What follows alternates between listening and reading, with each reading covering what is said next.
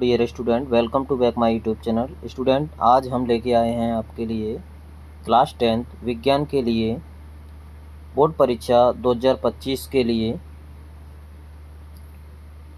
Biology portion से chapter 5 के top 15 यानी 15 इम्पोर्टेंट क्वेश्चन जो 2025 के लिए बहुत ही अच्छे होने वाले हैं। आपके बहुत अच्छे नंबर आएंगे। तो वीडियो को स्टार्ट करते हैं और लास्ट तक देखते रहिए। इन सारे क्वेश्चनों को आप अगर सॉल्व कर लेते हैं तो आपके 90 प्लस नंबर कहीं नहीं गए, मतलब आपके बहुत अच्छे नंबर आएंगे।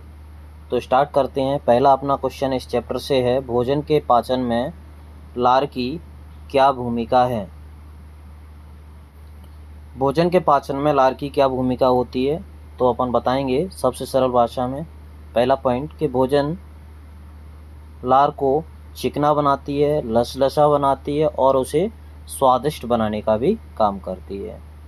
और बताना है सेकंड पॉइंट कि लार ग्रंथियों के द्वारा कुछ एंजाइम स्रावित किए जाते हैं, जैसे इसमें बताया गया है एमाइलेज एंजाइम या टाइलेन एंजाइम स्रावित करता है जी।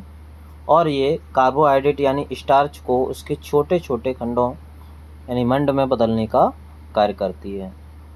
तीसरा पॉइंट हम बता सकते हैं कि इसमें उपस्थित जो लाइसोजाइम एंजाइम हैं वो भोजन के साथ आए हानिकारक जीवाणुओं को नष्ट करता है और हमारी मुख गुहा को यानी हमारे मुंह को संक्रमित होने से बचाती है। तो इस तरह से हम पहला वाला क्वेश्चन वहाँ सॉल्व करके आएंगे। बहुत अच्छा और सरल भाषा में है। नेक्स्ट क्वेश्चन है इसका, भोजन के पाचन में पाचक एंजाइमों की क्या भूमिका है।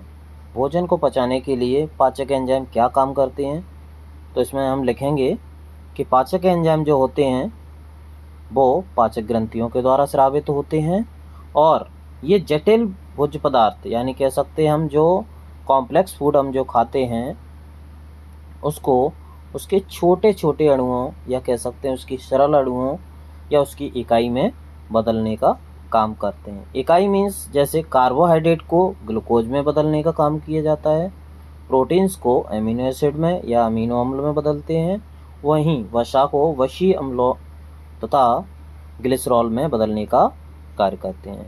क्लियर। थर्ड क्वेश्चन है अपना इसका इम्पोर्टेंट, स्वयं पोषी पोषण तथा विषम पोषी पोषण में यहाँ अंतर तो नहीं लिखेंगे अपन, यहाँ परिभाषा और उसका उदाहरण देंगे। अंतर भी हम इससे बना सकते हैं। तो अपनी सरल भाषा है कि ऐसा पोषण जिसमें कोई भी जीवधारी प्रकाश संश्लेषण क्रिया के द्वारा अपना भोजन स्वयं बनाते हैं। याद रखें, स्वयं पोषी पोषण में जितने भी जीव भाग लेते हैं या कह सकते हैं जिन जीवों में स्वयं पोषी पोषण होता है वो अपना भोजन स्वयं बनाते हैं। किस क्रिया के द्वारा? प्रकाश संश्लेषण क्रिया के द्वारा। इन जीवों को स्वयं पोषी कहा जाता है और इनमें जो पोषण होता है वो स्वयं पोषी पोषण कहलाता है। उदाहरण हम बता सकते हैं कि सभी हरे पौधों में प्रकाश संश्लेषण क्रिया होती है, मतलब ये स्वयं पोषी होते हैं या इनमें स्वयं पोषी पोषण होता है, और नीले हरे शैवालों में भी स्वयं पोषी पोषण होता है। इसका अपोजिट विषम पोषी पोषण।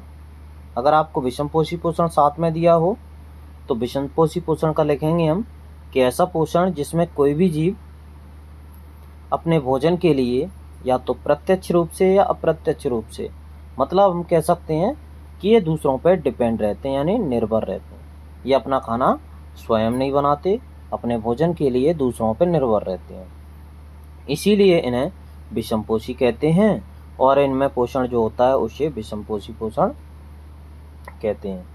जिनमें सबसे अच्छा उदाहरण है विषम पोषी पोषण का मनुष्य, सेकंड अमरबेल और कवक।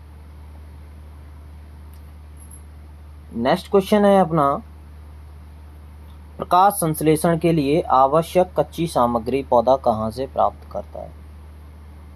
हमने अभी पढ़ा कि जितने भी स्वयं पोषी जीव होते हैं वो अपना भोजन प्रकाश संश्लेषण क्रिया के द्वारा बनाते हैं।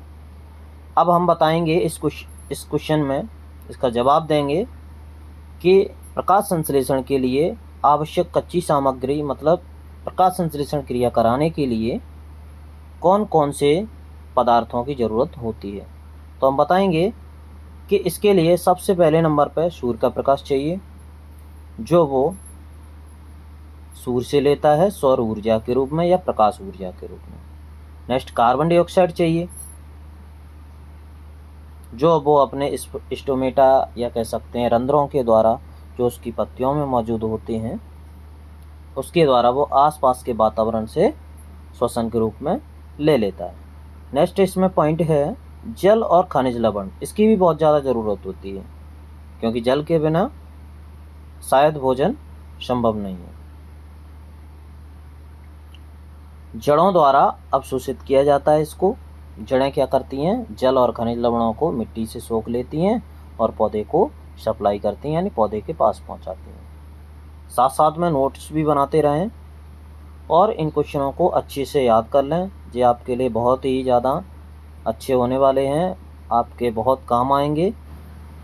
नेक्स्ट क्वेश्चन 10 तक हम अगले वीडियो में पढ़ेंगे, तब तक के लिए बने रहें। Thank you so much. जय हिंद।